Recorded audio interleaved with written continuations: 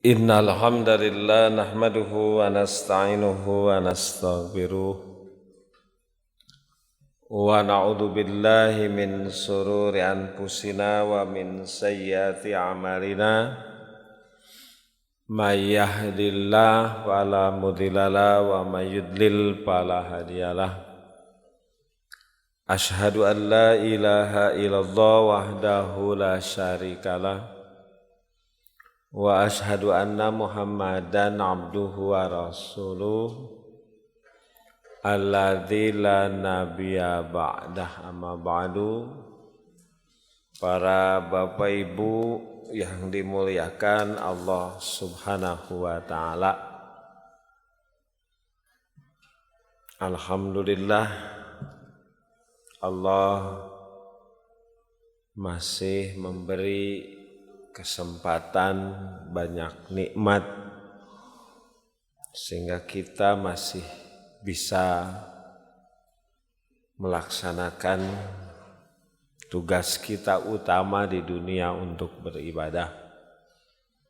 Mudah-mudahan mampu kita pertahankan sampai masanya ajal tiba. Wa'bud rabbaka hatta ya'tiyakal yaqin.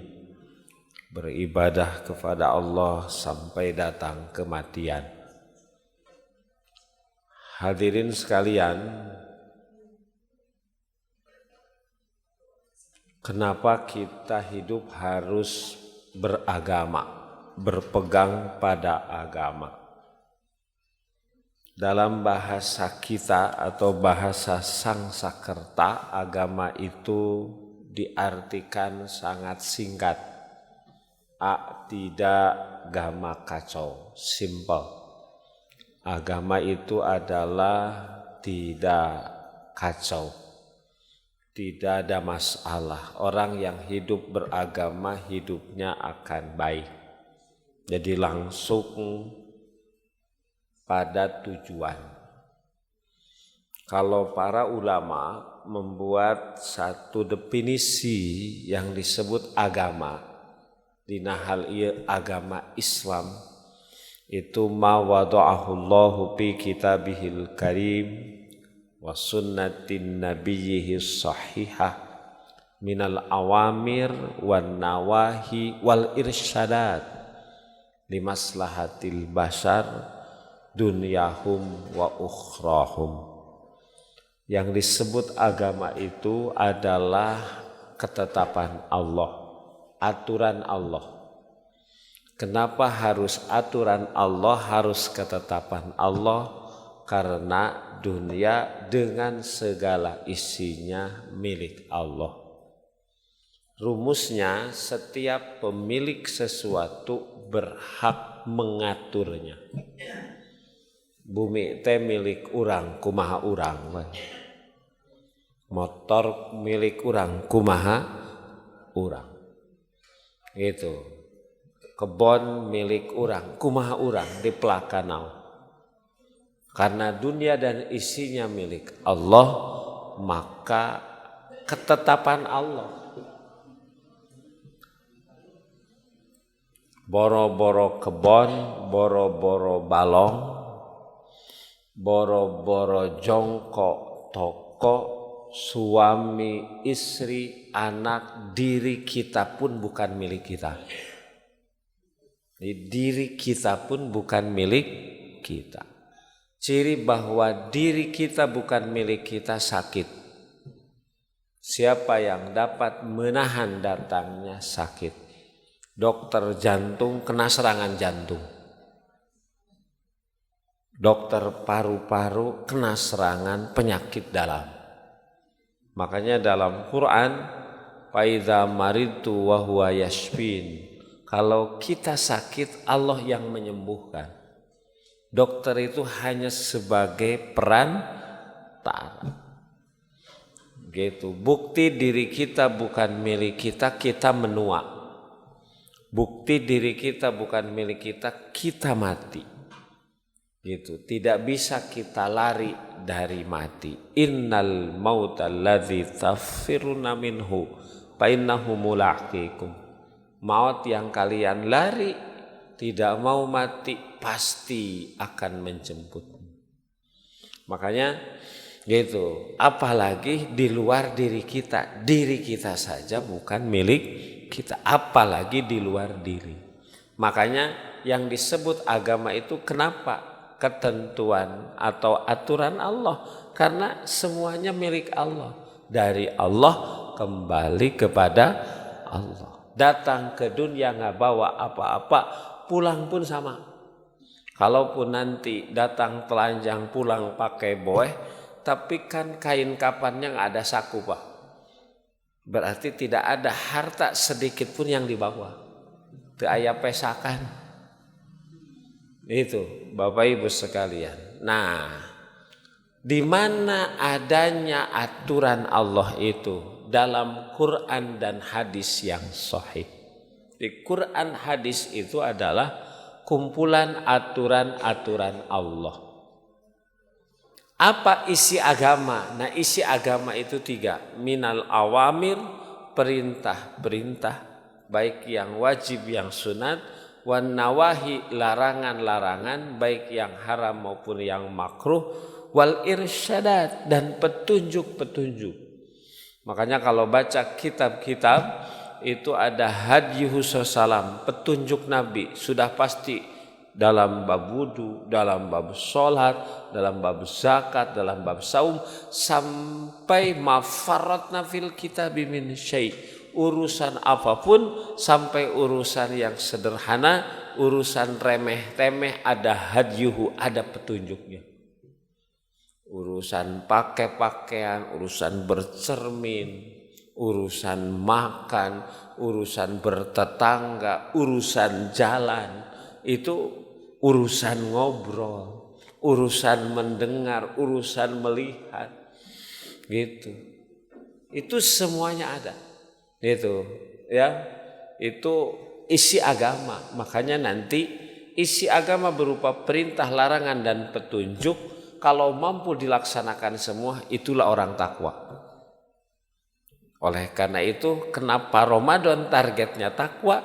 Karena memungkinkan seluruh perintah, seluruh larangan, seluruh perintah mampu kita laksanakan, seluruh larangan mampu kita jauhi, termasuk wal irsyadat. Untuk apa agama? Nah, baru di sini limaslahatil bashar. Agama itu tujuannya untuk kemaslahatan. Maslahat itu bisa kebaikan, bisa kebahagiaan, bisa keberesan, bisa kesesuaian, bisa kenikmatan, bisa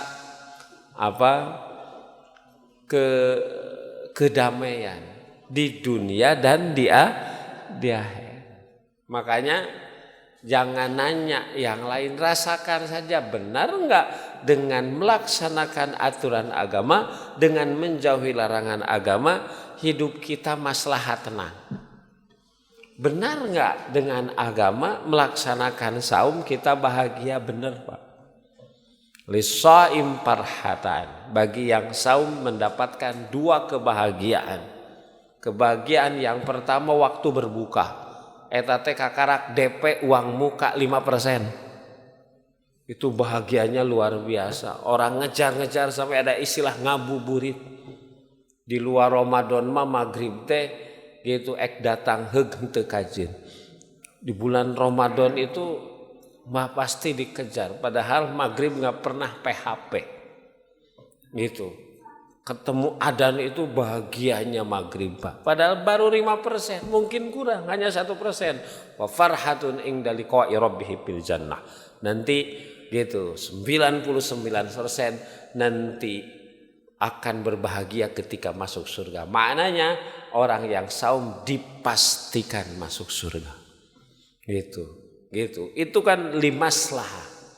Gitu, untuk kemaslahatan. Di dunianya apa? Sumu tasihu, saum dijamin sehat. Nah, ini luar biasa. Itu makanya umat Islam itu kemungkinan besar paling taat kepada Allah di bulan Ramadan. Gitu. Makanya ketaatan itu, kebaikan itu melahirkan kebahagiaan.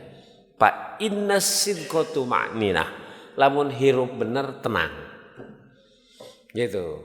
Kalau hidup, kenapa bulan Ramadan bulan ceria, bulan bahagia, Pak? Berarti benar kebahagiaan, kemaslahatan itu ketika kita makin dekat dengan Allah. Makin dekat maka makin bahagia. Karena fitrahnya manusia itu beragama. Kalau keluar dari fitrah bukan bahagia, cilaka. Aya manuk, aya lauk. Manuk itu hirupna di awang-awang. Lauk itu hirupna dina cai. Hiji saat aya manuk hayanu hirup dina cai, aya lauk hayanu hirup di awang-awang. Keluar dari fitrah bukan bagja, cilaka. Tikukur, tigejebur, kasumur pasti dikubur. Karena keluar dari fitrah. Sepat luncat ke darat pasti sakarat. Kunon, sebab keluar dari fitrah. Itu fitrah manusia itu beragama. Jauh dari agama bukan bahagia, tapi pasti celaka. Melanggar agama bukan bahagia, pasti celaka. Makanya sidang taraweh yang dimuliakan, Allah maksimalkan hari-hari Ramadan yang sudah memasuki minggu ketiga, pastikan kemuliaan kebarokahannya milik kita. Jangan pernah diisi sedikit pun waktu di bulan Ramadan dengan kegiatan yang sia-sia, karena itu merusak kualitas ibadah kita sehingga target barokahnya itu naudzubillah tidak tercapai. Demikian yang bisa disampaikan, mudah-mudahan kita menjadi manusia yang taat beragama, karena ketaatan akan melahirkan kemaslahatan dunia dan akhirat. Aku qouli hadza wa astaghfirullah li wa lakum. Wassalamualaikum warahmatullahi wabarakatuh.